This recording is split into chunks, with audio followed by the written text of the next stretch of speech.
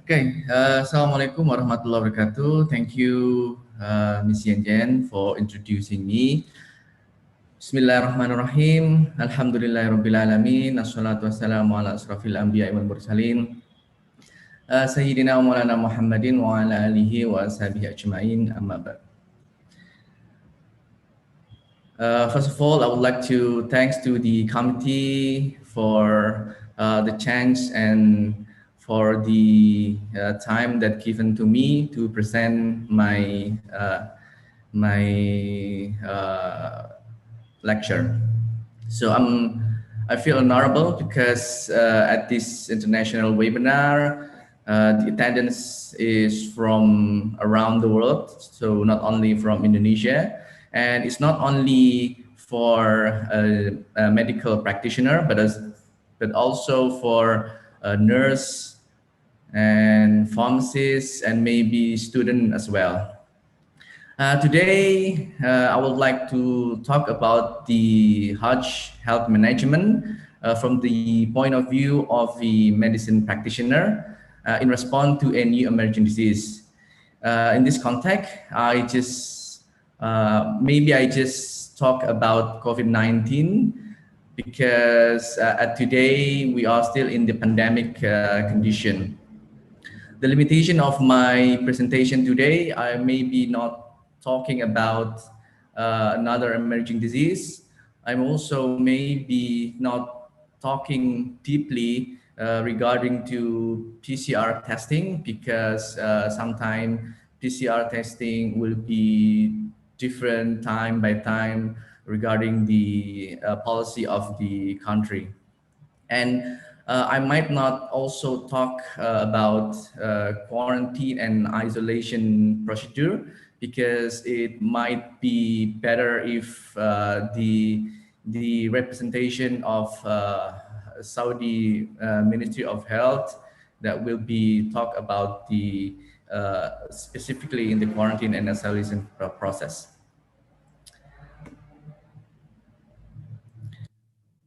Okay, so why this lecture is important? Because first of all, as a Muslim and as the 25% population that populate Earth at the moment, Islam is very big in the world. And as we know, the Hajj pilgrimage is one of the 5 pillars of Islam. So eventually, most of Muslim will go to Mecca to do the Hajj pilgrimage if they invited by the Allah Subhanahu wa Taala, and it also recognized as the largest the religious mass gathering in the world. Maybe we have a lot of mass gathering, but like Olympic, World Cup, or etc. But at Hajj, it always special because it always happen in a certain time, and it time constrained. For example, like World Cup or other mass gathering, the time is very flexible. But the Hajj, it always be happen in like 7 to 10 days in the main event, which is around 8 to 13 Zulhijjah. And it only plays in Mecca, in Saudi Arabia. We cannot do Hajj in other countries, and it actually more than 180 countries who send their pilgrimage to Saudi Arabia. And as we know, the Kingdom of Saudi Arabia is the protector of the 2 holy mosques. So they have the authority to protect what is considered safe to their citizen, and also considered safe to those 2 holy mosques. And around 70% of the pilgrimage actually come outside from Saudi Arabia. And it become a burden because at 11 March 2022, the WHO has declared that COVID-19 as a pandemic disease, which is COVID-19 disease is spreading in most of the countries in the world. This is the incidence or prevalence map of COVID-19 that I gathered the data at 4th of June to 2021. As we know, there are already 171 million confirmed cases over like 4 billion of human population. And it also includes 3 million deaths as reported.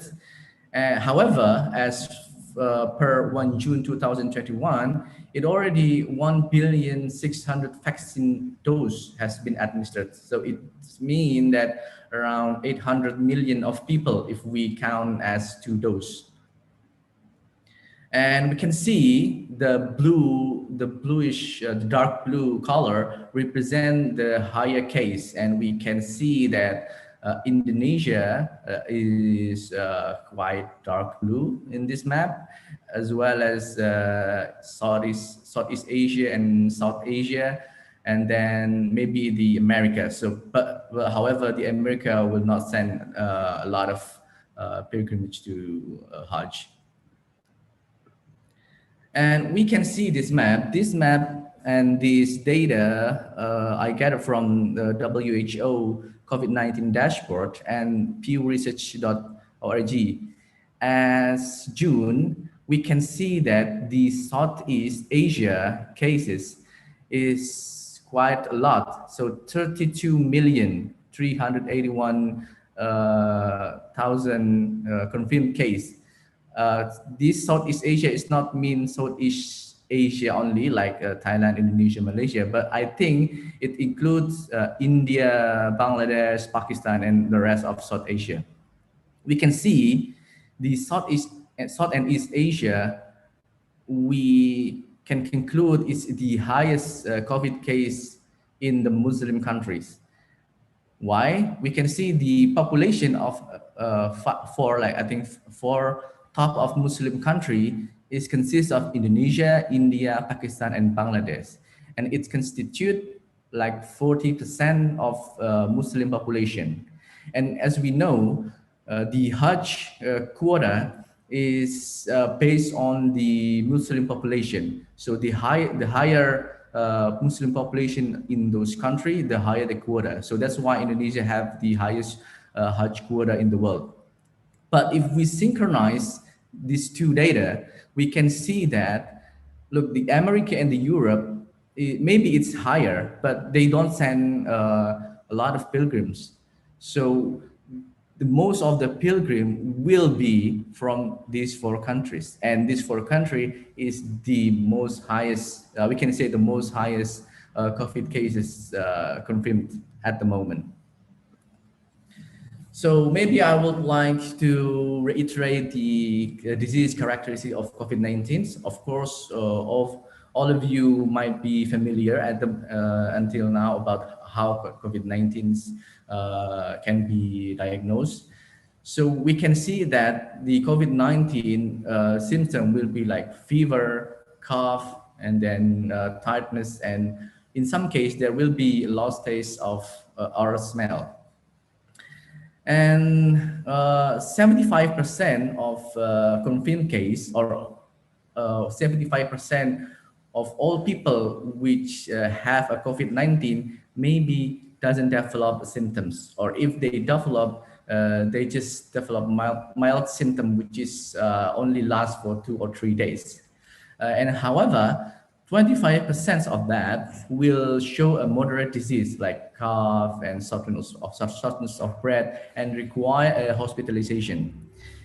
From those 25%, the 15% of that will require an oxygen therapy, and 5% of that will require mechanical ventilation, and they require let's say a room or a bed in the ICU ward. So we can see if this 5% we put in the context of 2.5 million, let's say if we do a Hajj in normal way, even though now is a new normal, but we cannot do that as well. So if you put in context, 5% over 2.5 million, you can calculate how many bed that Saudi authority have to prepare if we do in the normal way. And other than that, the COVID-19 disease, the characteristic of the COVID-19 disease is developed in most of them develop in people with comorbidity. This is four top comorbidity that found in COVID-19 patient that require a hospitalization. I gathered this data from Thakur and colleague. They done a systematic review and meta-analysis to calculate how much or the percentage of the comorbidity that happen in COVID-19 patient. We can see that top four disease that got by the COVID-19 patient is hypertension, which constitute 32%, the obesity, which constitute 25%, diabetes, 18%, and cardiovascular disease, which is 16%. If we calculate those disease, we can see what kind of people that have those disease. And I will talk it later at moment. So this is what Kingdom of Saudi done in last year to respond of this situation.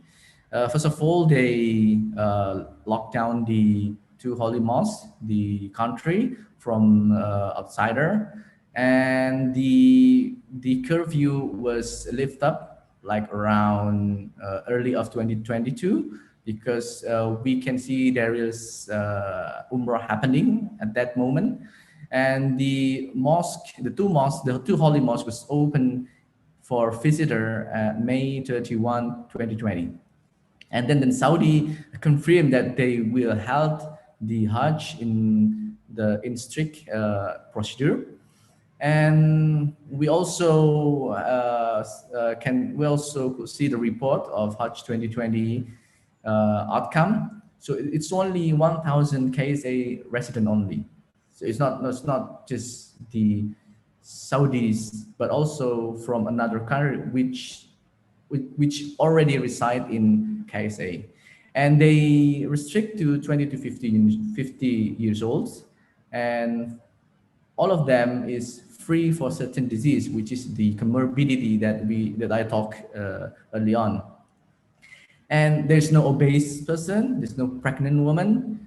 And after the Hajj 2022, the report said by Johdar and also Mr. Anas, they said that in the paper, they report there is no COVID case at all, and there's no zero death. And Mr. Anas will also talk deeper about this. I just want to explain the context in this situation. And this is the profile of Indonesian pilgrimage. So we can see most of the Hajj pilgrim from Indonesia, which reported by Dr. Eka Yusuf Singka, which is former head of Indonesian Hajj Medical Center. He's a very dedicated person that lead the Hajj Medical Center in the past 3 years.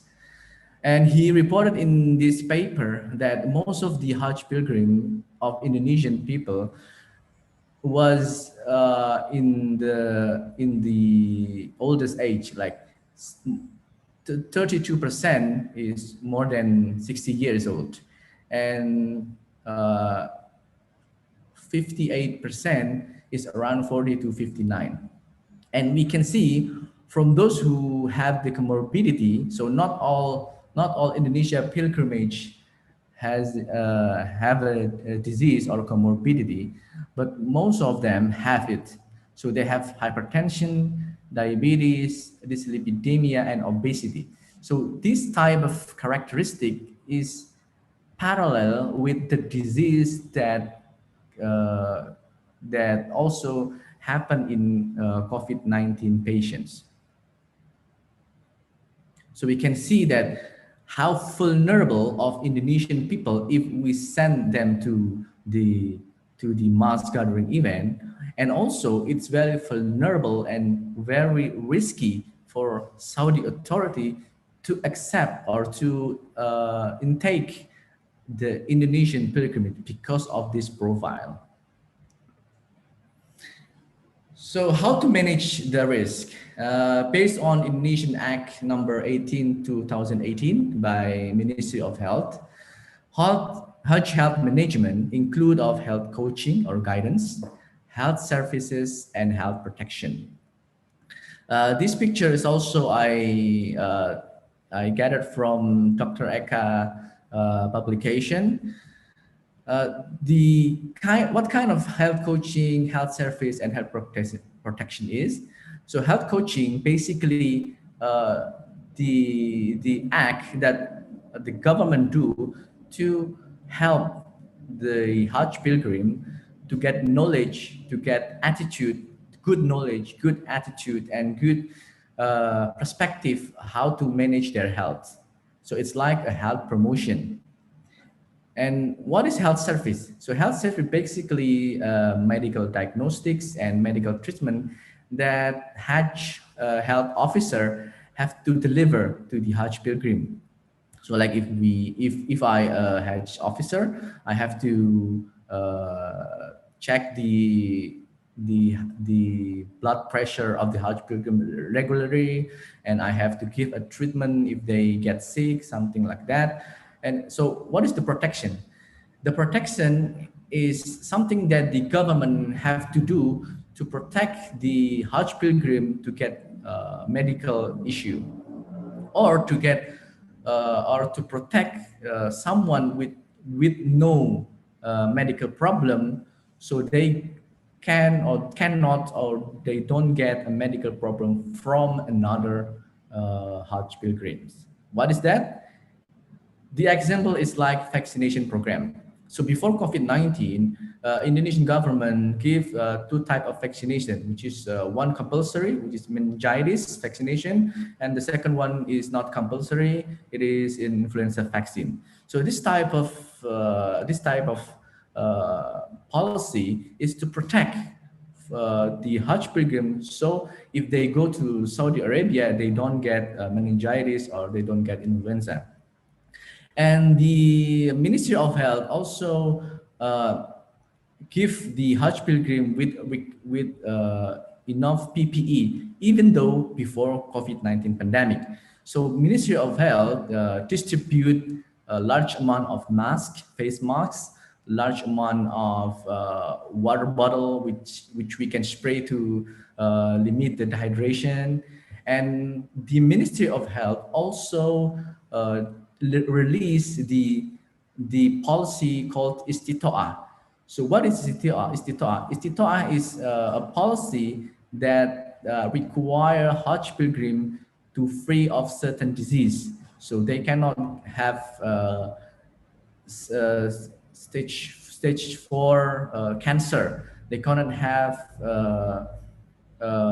like paralysis in whole body, something like that. So it helped this type of vulnerable people, so they cannot get hurt in Saudi, and it also help other pilgrims, so they cannot be burdened by those type of Hajj pilgrim.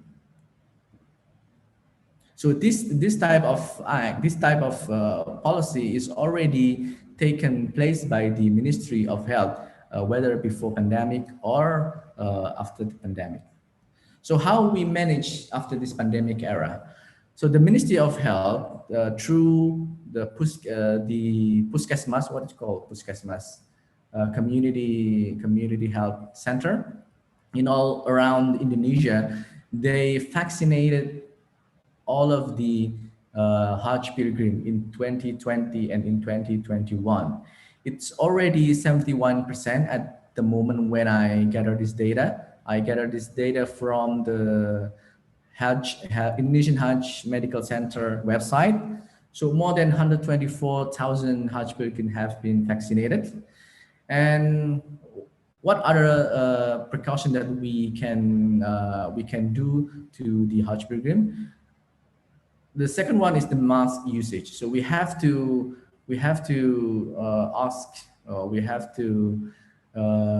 prepare the Hajj pilgrim to wearing a mask, and we have to make a distance with others. So 1 to 1.5 meter, and make your clean hands. So we have to ask the Hajj pilgrim to always make their hand clean with soap, water, or maybe just hand sanitizer.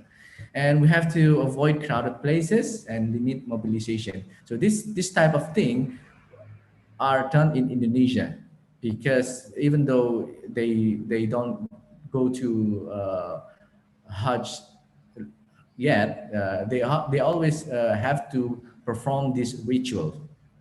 And the last, but the most important, is health promotion, because most of the Hajj pilgrim, if we use the 2019 or 2020 data, most of them is from the old people, which is sometimes they don't have enough knowledge and enough attitude toward health management. So what kind of health promotion program that we can do at the moment? So Faculty of Medicine and Health Science in Malang has started the program called Manasik Sepanjang Tahun, which means all day long manasik.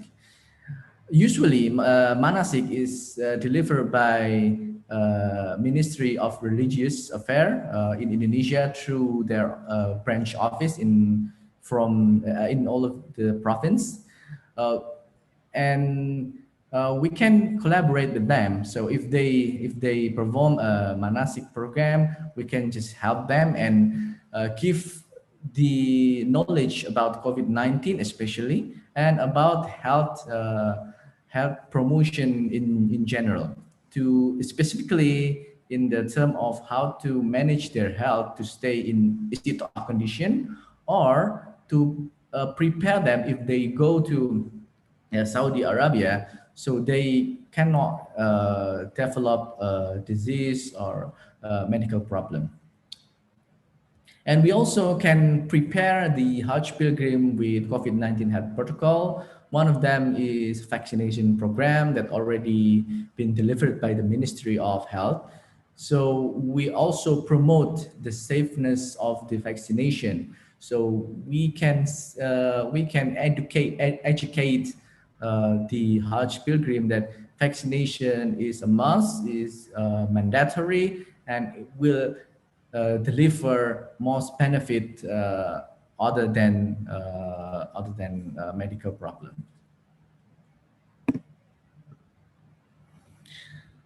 So what we can do in Saudi if the Hajj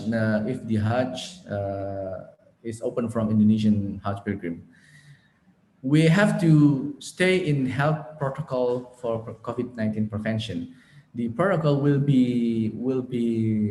it's actually already be designed by the Ministry of Health. You can see it in Indonesian Hajj Medical Center website.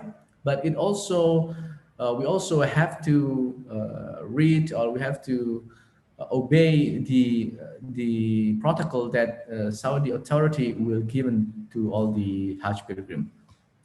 First of all, maybe they will have a medical examination upon the arrival of the Hajj pilgrim. They will take symptom if there is a cough, if there is a respiratory disorder while they on the plane, or while they disembark in the airport, and they will take a measure of a temperature. So they will scan our body, the pilgrim body temperature, if it's higher or in the normal condition. If it's needed, they will test for COVID-19 PCR testing, and the result will be, let's say, 1 or 2 days. And while waiting the result, those type of Hajj pilgrim will be isolated and quarantined. If there is no symptom, or there is no moderate to severe symptom, they will be quarantined in the hotel or in the dedicated place. And the Saudi authority will provide a special transportation to hotel for isolation to manage these pilgrims so they don't have a contact with locals. And what management that we can apply while in isolation is in isolation. So this picture was taken in 2017 when there is no COVID-19. Of course, we cannot do this type of setting later, or when the pandemic is still occur.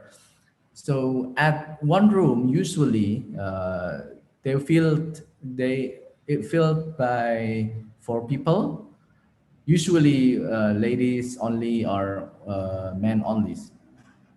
But at this pandemic, the maximum capacity of one room will be 2 people.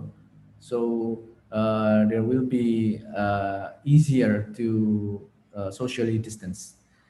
And use mask if it's mandatory from the authority or from the hotel.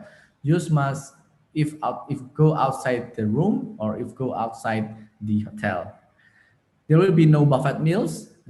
Usually the regular Hajj will get a box, a food box, but the special Hajj pilgrim usually got the buffet meals.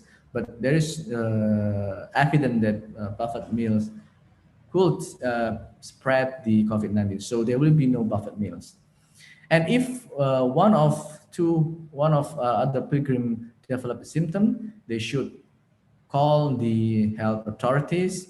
They should call health medical officer if there is one, and the medical officer will check the Hajj pilgrim. If there is an indication or there is a symptom that may relate to COVID-19, the health officer will contact the authorities, and they will perform testing and then tracing. So all the Hajj pilgrim will have to